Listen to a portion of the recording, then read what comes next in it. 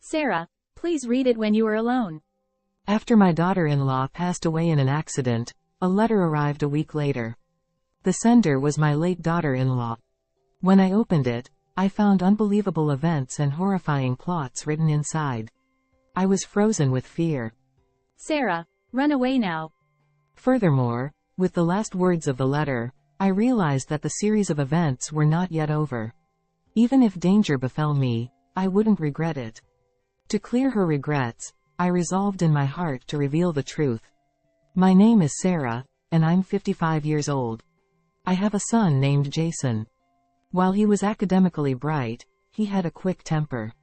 During his high school years, he got into trouble, even shoplifting, which was a constant worry for me. My late husband would occasionally scold him, saying, "Anyone who does wrong must face consequences." My husband, who instilled such values in our son, passed away 6 years ago. Jason, now in his 30s, has settled down. He married Nancy, 5 years younger than him, and they set up a new home just an hour's drive away from us. Nancy, his wife, is gentle and sincere, and we quickly became close. I learned that Nancy's parents had also passed away. I will take good care of you from now on, Sarah. Well, that's heartwarming. If you ever need anything, don't hesitate to ask. I was determined to support Nancy, filling the void left by her late mother. And time flew by, until 2 years had passed since my son and his wife got married. Suddenly, in the middle of the night, I received a call from my son. Nancy has been in an accident, and she's not breathing. What happened? I immediately inquired about the situation, but Jason, who was home alone, didn't know what had happened since he wasn't with his wife. Hoping it was some misunderstanding, I rushed to the hospital where Nancy was taken. There, I found my son slumped weakly in a chair, unable to look at me. How did this happen? He muttered, covering his face, still not facing me. The police were at the hospital, and they explained that Nancy had fallen into the sea while in the car. By the time they retrieved her from the water, she had already passed away. Despite being rushed to the hospital, it was too late. What a coincidence. But this story seems eerily familiar. As I listened closely to the details of the accident, I couldn't shake the feeling of resemblance to the accident that took my husband's life.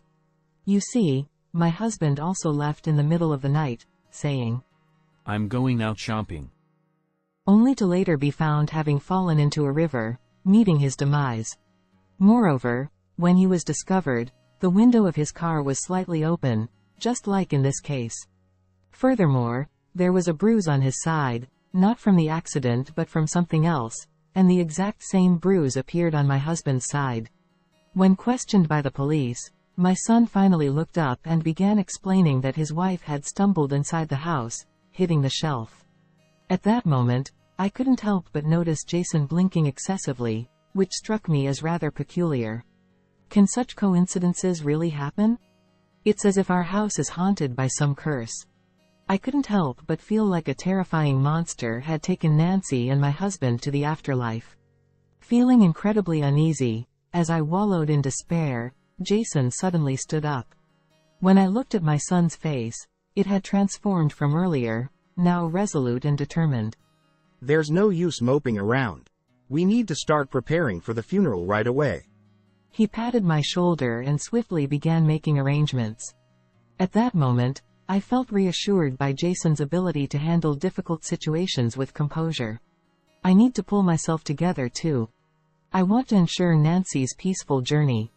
With no family for Nancy, we opted for a small family funeral, so there were hardly any mourners on the day.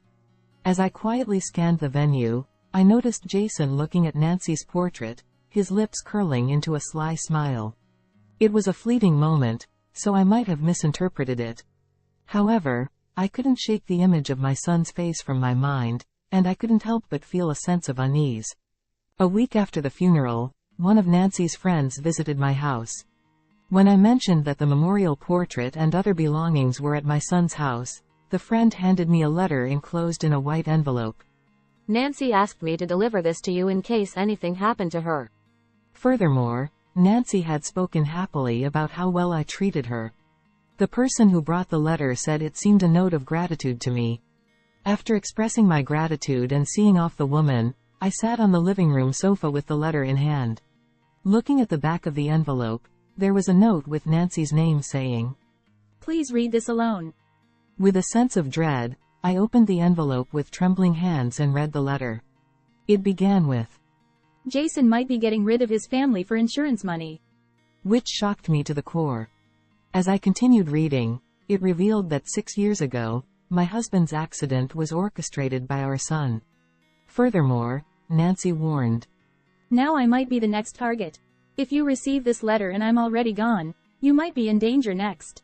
Please, run away immediately." Unbelievable as it seemed, these words were written on the page. Nancy, who had no one else, entrusted me with this letter out of a desperate desire for help. Seeing the evidence enclosed, I couldn't help but let out a surprised, "What? This is unbelievable." In the midst of my trembling anger, I couldn't shake off my husband's words echoing in my head. Anyone who does wrong must face the consequences. With that in mind, I immediately left the house with the evidence Nancy had given me to rush to the police. However, upon arriving at the police station, I felt that the letter and evidence alone might not be enough. If Nancy's assumptions were wrong, it could be disastrous. So, I reconsidered and decided to gather evidence diligently on my own. I went to my son's house, used the spare key Nancy had provided, pretended to clean while thoroughly inspecting every corner. Suddenly, I became curious about the closet. Upon opening it, I was met with an unbelievable sight. Could this be true? I couldn't believe it. Amidst shock and confusion, I composed myself and installed hidden cameras to monitor my son's actions. However, for a while, there were no particularly suspicious behaviors. Nevertheless, I meticulously reviewed the camera footage as long as time allowed. Half a year later, just as I began to think that nothing would happen, seeing my child's image on the screen made me rise from the sofa where I had been sitting. The dwindling flame of anger reignited stronger than ever, and I felt a surge of determination to vindicate my husband and daughter-in-law. I absolutely had to uncover the truth with my own hands. Anticipating a call from my son, I waited, and as expected, the call came. "Mom, I'm cooking dinner. Come over this weekend and join me." Hearing his unusually cheerful voice, a chill ran down my spine. While inwardly acknowledging that the long-awaited day had finally arrived, I replied, trying not to reveal my suspicions, "Of course, I'll come. Thank you." With a heavy bag in hand, I visited Jason's house over the weekend. My son, who had been waiting for dinner, looked puzzled when he saw what I was holding. "Sorry, I made a mistake at work and accidentally ordered a ton of fried chicken. So, I ended up buying a lot. Let's eat it together." Ignoring my son's displeased expression, I quickly entered the house and lined up a bunch of fried chicken on the living room table. "Can you pack the meal you made into Tupperware, Jason? I'll take it home." As soon as I finished speaking, I started munching on the chicken, completely ignoring Jason's cooking. Not touching my son's homemade dish and wasting his kindness, Jason displayed an irritated expression, then stormed off to the kitchen with heavy footsteps. After a while, my son placed a teacup filled with green tea in front of me. "Here, try this. It's a bit bitter though." "Oh, sorry. I'm really into rooibos tea right now. It's caffeine-free and good for me." When I showed him my water bottle, my son made a loud sigh, as if he had run out of patience. As I apologized repeatedly, my son reluctantly began to eat the fried chicken. By the time he finished eating, Jason went to the kitchen, and after a while, "My goodness, please eat the dessert." Saying so, my son placed homemade cookies on the table and banged the table with both hands. "Of course. I'll have some." Smiling, as I picked up the last homemade dessert cookie, my son started to look satisfied. "Is it good?" "Yes, it's delicious." And then, perhaps because I was full, I fell asleep soundly on the sofa as soon as I said, "Thank you for the meal." After a while, I found myself being placed in the passenger seat of my car. Driving was, of course, Jason. When he parked in a place where the sound of waves could be heard, My son forcibly pushed me over and moved me to the driver's seat. Furthermore, Jason started the car engine and placed my foot on the accelerator. That's it. Stop right there. Huh? I may have seemed asleep, but I've been awake the whole time. I sat up abruptly, stared at my son, then immediately turned off the car engine. This is how you drowned my husband and Nancy in the sea. My son was shocked by my words, his eyes widening. What are you talking about? We just went for a drive. Don't play dumb. Then why did you forcibly move me to the driver's seat? As I glared at my clearly flustered son, he either couldn't come up with an excuse or chose not to respond, just mumbling to himself. Nancy told me something interesting. Apparently, you don't even rush to work when you oversleep. And for someone in sales, you sure seem to lack something, don't you? Huh? She said that? Yes, she did. And there's more where that came from, so you better listen up. I conveyed to him I already knew that Jason had been wandering around without going to work, and that my husband's bank account, which had his father's inheritance, was already empty. After much deliberation, she decided to confront Jason, but as soon as he returned home, Jason went straight to his room and started making a phone call. Sensing something was amiss, Nancy eavesdropped and heard Jason say, Don't worry. I'm about to receive a large sum of money soon. Just like before. I'll support you. And then ended the call. Just then, Nancy found her life insurance policy document, which she had no recollection of, with a substantial payout of $100,000, naming Jason as the beneficiary. Around the same time, it was discovered that Jason had been importing sleeping pills from overseas. Nancy sensed that you might be targeting her life. But it's not just that. She was also distressed, thinking you might have sent your father to his grave for inheritance purposes. But that's just her speculation. After eating the cookies you made, you were watching me with satisfaction as I fell asleep as if it was a great success. Isn't that the best evidence? I just thought you liked them. Then let's take the cookies to the police and have them examined. When I took out the cookies from my bag. He stammered, turning pale. In fact, I pretended to eat them, immediately went to the toilet to throw up, and kept the evidence in a bag for safekeeping. That's not all. I took out the contract for my life insurance policy in my name and thrust it in front of my son. I don't remember ever signing up for this life insurance. And what's more, just like Nancy, you're the one set to receive a hefty sum of $10,000. Such a wonderful arrangement, isn't it? As I said this sarcastically, Jason looked flustered, his eyes darting around. Maybe you just forgot that you signed up for it, Mom? I was truly appalled by my son's continued evasion, and as I shot him a stern look, I showed Jason the letter Nancy had written me before her passing. Watching him tremble as he scanned the words, I revealed. Right after this letter arrived, I had hidden cameras installed in your house to verify the truth. It also recorded you putting sleeping pills in the cookies. I showed Jason the footage on my phone. His delighted expression as he hummed while mixing the cookies seemed devilish, likely thrilled at the prospect of soon obtaining a large sum of money. Putting someone to sleep like that. Do you find joy in taking people's lives? Feeling a mix of sadness and frustration, I involuntarily choked up. But instead of showing any remorse, my son quickly reverted to his usual demeanor. I accidentally mixed up the sleeping pills Nancy had from the hospital with sugar. Plus, there's no evidence linking me to what happened to you and Nancy, right? Excuse me?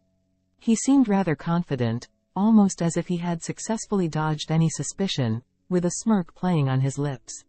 All we did today was go for a drive, right? Nancy just misunderstood and wrote that letter. And Mom just forgot about the insurance policy. I don't think the police will take any action based on this. Placing his hand on his hip and tilting his head back, Jason laughed triumphantly.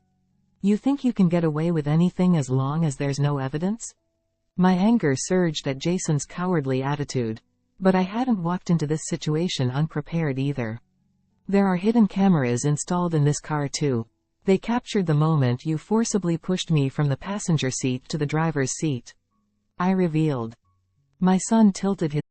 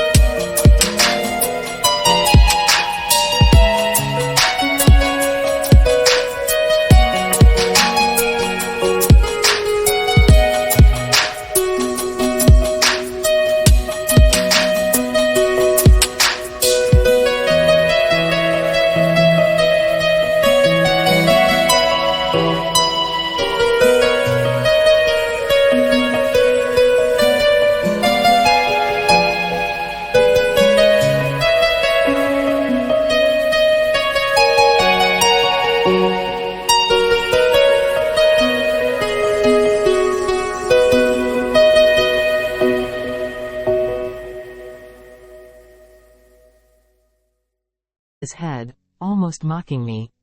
So what? The autopsy results of your father and Nancy mentioned a strange bruise on the side, not consistent with the accident. It was caused by you forcibly moving them to the driver's seat, rubbing against the side brake. I explained, lifting my jacket to reveal the freshly reddened area. To my surprise, Jason had inadvertently demonstrated how to create such a bruise using me as a prop in front of the hidden camera. We'll have the shape of the bruise and the side brake verified with the camera footage.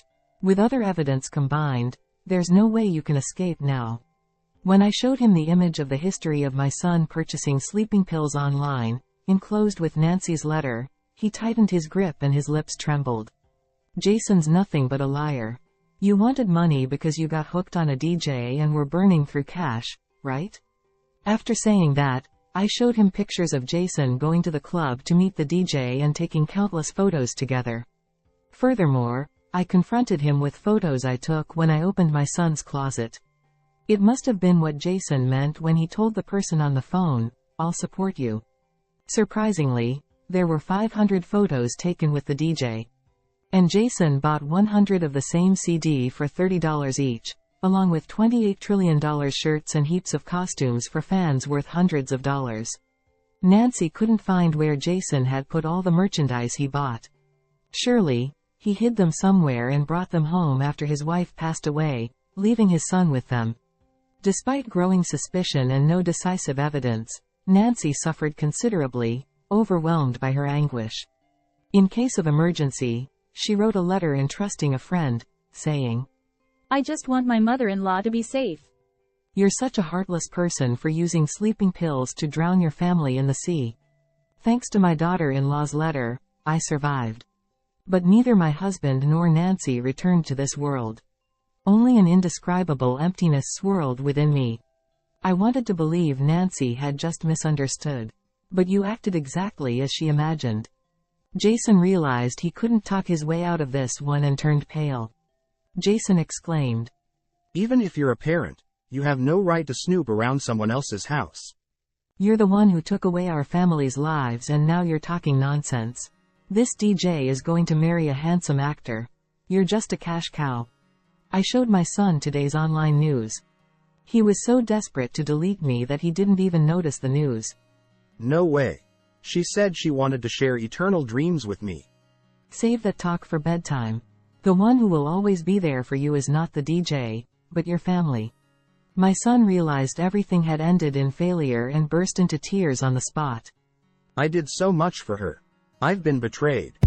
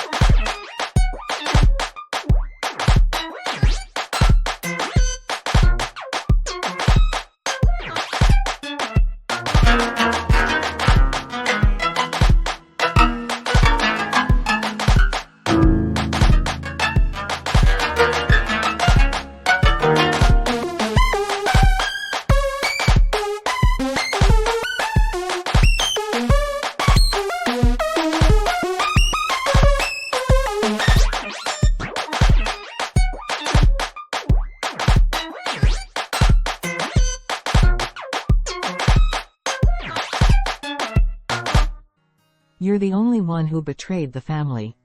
"Mom, please. I'll change and work a little. Just forgive me." Jason clung to me, crying like a baby. Such rotten determination to work a little after sacrificing so many people. The feelings entrusted to me by Nancy and the words left by my husband came back strongly. Always thinking about yourself. Anyone who does wrong must face consequences. I pushed my son away and called the police on the spot. Despite repeatedly bowing his head to me until the police arrived, Jason begged. Mom, please, let's settle this peacefully. But I had no iota of intention to forgive him. When my son, whom thought had become irredeemable, attacked me, he was subdued by the arriving police officers and taken away. No matter how much he screamed, he himself had pushed away the family who would have helped him. In front of me, all that remained was the red-tinted sea illuminated by the police car's lights, quietly rippling. I will never forgive him. After that, my son was arrested and is now facing trial.